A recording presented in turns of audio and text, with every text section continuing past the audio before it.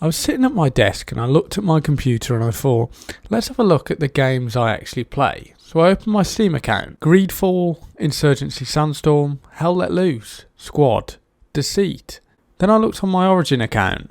I sometimes play Battlefield 3, sometimes BF4, and I play a couple of rounds of Battlefield 5 when we get new content, which is a rare and magical moment. I started to realise I don't really play AAA games anymore, but I wanted to look at the reason why. Many of you still play AAA games and are looking forward to the new Call of Duty, but I don't think it's unfair to say that AAA games are getting worse and are ruining the fun of gaming. And I would say, for me at least, indie titles are just getting more fun to play and less political to appease a few blue-haired journalists ranting about how gaming is full of toxic men. Before we go forward, I want to make sure we're all on the same page. A AAA game is one in which it's produced and developed by a mid to major publisher and development team. In comparison, an indie developer is an individual to small sized team and usually does not have a major backer or publisher. So that's out the way, let's proceed. It's going to be a longish video, so sit back and enjoy. What happened to fun in AAA titles? Ones that didn't have to focus so much on how many diversity boxes they were ticking or how much exclusivity deals they had. Gaming even 5 years ago was just more simpler. Game developers seemed more passionate about making great games with great mechanics and exciting gameplay. It seems now, however, they're more caught up on how Kotaku will perceive their games. Let's take Battlefield 5, probably one of the biggest AAA disasters in recent memory. This game clearly wanted to appease the likes of Kotaku, IGN and other so-called journalists. A topic that I would love to address in an upcoming video. The heavy featuring of a female character on the box art, the reveal trailer, women on the main menu. I don't think they did it to push an agenda per se, but because they are a business out of touch, they want to maximise their profits. They clearly wanted to make a statement with this and not make a game that rectified the issues of the previous game. It seemed they got so caught up on taking a modern spin of World War II that they almost forgot that they had to make a fun video game. I remember seeing it and going, this is not the game I want to play. This gave license to what we are seeing now, with publishers being so focused on its inclusiveness that they're forgetting what their actual jobs are. Before I get people saying what is wrong with women, I have nothing against strong female leads, but do you think plastering women on every single thing you can think of is going to make gamers happy? But it's more than just the lack of focus on fun that AAA games have lost. It's all the nonsense that's been added to AAA games. The increase in exclusivity for AAA games, with the most recent Call of Duty game, they had a 2v2 alpha and now have a PS4 pre-order beta, then a non-pre-order PS beta, then finally we get the open beta. The money-hungry exclusivity won't be found in indie titles, which I will get into when I talk about indie games. Which is strange, right? Because you'd think indie developers would probably need the money the most. Now with new game stores popping up everywhere like Epic Store, I can't even buy Borderlands 3 unless I purchase it on a far less superior platform with none of the features I enjoy on Steam. This type of exclusivity is only really seen on AAA games because of... Not only that, the anti-consumer microtransactions, the loot boxes, the move towards a free-to-play model, and also the move towards promoting gambling for younger children. I never remember playing AAA games and thinking, gosh, it's like I'm in Vegas. This is the type of nonsense you see in AAA games now. Of course, not all AAA games are bad. We look at the wonderfully crafted story that Red Dead Redemption 2 had. In addition, the upcoming Call of Duty Modern Warfare. I hope it's going to be good. But I can't help but wonder that COD will be ruined by excessive microtransactions and cosmetics that ruin the look and feel of the game. To illustrate the point of AAA games getting worse, let's have a look at what actual players think of the latest titles, not some news journalists. Let's go! 'Cause I'm feeling like I'm running and I'm feeling like I gotta get away, but I know that I don't. In contrast, let's talk about indie games. I never used to be a big fan of indie titles. I used to think, I bet they're all low effort and suck. Oh boy, was I wrong, especially in 2019.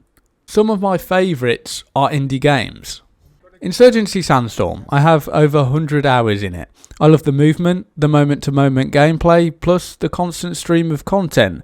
NWI really know how to do a live service with the budget that they have. Night maps are coming, we have snow maps, cosmetics, lots of guns, game modes, all coming on their way. When indie developers add cosmetics to their game, they aren't paid. You earn them through playing their games, such as Hell Let Loose and Sandstorm. They do this because you brought this game. That used to mean something about 5 to 10 years ago, but now that seems like such a bizarre and alien concept.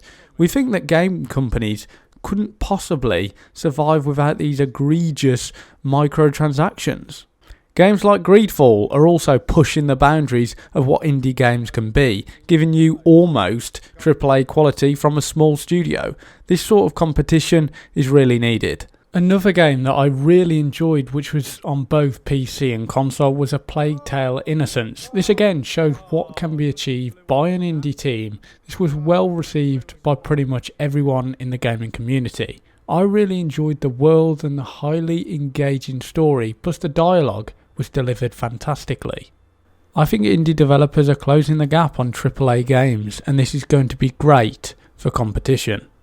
The devs have made a fun game here. Arguably and understandably, people have said the first Insurgency is better. But that's besides the point. The FPS game doesn't try to shock you by having call-outs saying, "All units, be advised, feminism is awesome!" or include women everywhere to make a statement. It's just a fun game. And I love it because of this. I feel I'm having less and less fun with AAA games and gravitating to these indie titles.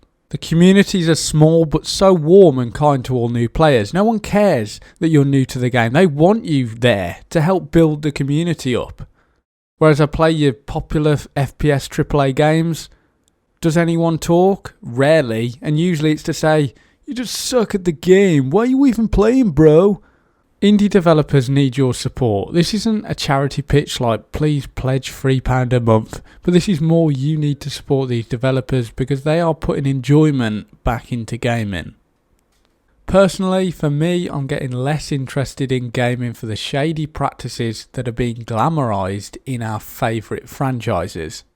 I play AAA games and I just don't feel them anymore. They don't breathe passion anymore. They just seem rushed and pushed out to maximise profit, something that EA has been known for years, and I can't help wonder with Battlefront 2, Battlefield 4 and Battlefield 5, this seems to be their very strategy. Gaming has changed whether you like it or not, and don't expect it to get any better. For me, taking the more grim look, it tells me that Battlefield 5 and games like this that are rushed and pushed out the door, buggy preaching messes are here to stay, and they will continue if you buy them. But now it's getting even harder to vote with your wallet because of the rise of monthly subscriptions. You can say I hate this game from EA, but continue to use their EA Premier, something I'm guilty of, but they're having the last laugh at me and many other gamers. Also buying into franchises that reskin the same game and stick a new number on, or maybe a new character on the box art. All these AAA companies are laughing. Whereas when you play and support a smaller indie team, they're so passionate to hear your feedback about their next entry. They care what players have to say, not just what their shareholders think. So I think you should really consider supporting indie developers. They deserve your support now more than ever. I truly believe that this is the only way we can make these big companies listen to what the little man has to say. I just want games to be fun again, and indie games seem to be providing me that sort of enjoyment outlet that I'm sort of missing at the moment. Thanks for listening to my video. If you stayed to the end, I appreciate it. If you want to see more from me, maybe I could look at gaming journalism, then click that subscribe button and the bell icon because YouTube doesn't really care about subscriptions. Until next time, have a good one.